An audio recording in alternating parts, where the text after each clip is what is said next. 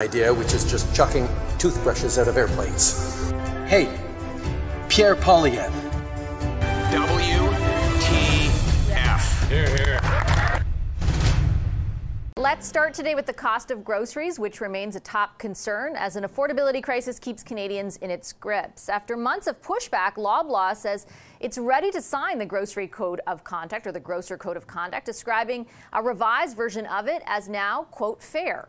The Code of Conduct aims to provide guidelines for fair dealings between grocery retailers and their suppliers, but it's only voluntary, and not all of the 5 major grocers have signed on. It's also one of the measures the feds pledged to accelerate back in the fall as a way to help stabilize the cost of groceries. The move from Loblaw comes as Idea, which is just chucking toothbrushes out of airplanes. Hey, Pierre WTF. Here, here. some Canadians are boycotting. Idea, which is just chucking toothbrushes out of airplanes. Hey, Pierre WTF. Here, here.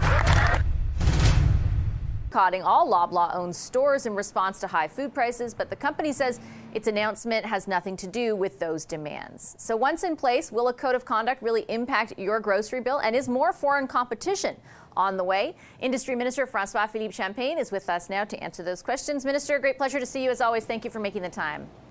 Well, it's great to be with you from Quebec City today. Yes, so, real pleasure. Glad to have you from Quebec as always. Minister, I wanted to start off on the question of the code of conduct. The news from Loblaw comes at the same time as... And is Chrystia Freeland doing a good job? She is the finance minister and the vice president of Canada.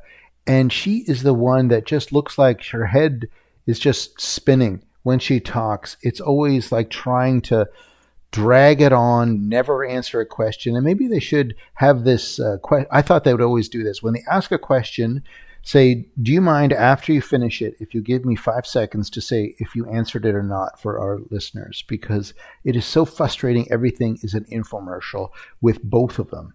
And that's something that I think needs to be stopped. Maybe the whole Constitution and the human rights and everything needs to be rewritten again after those two are gone, because this is just frustrating what they're doing. Anyway, let's go back to the video.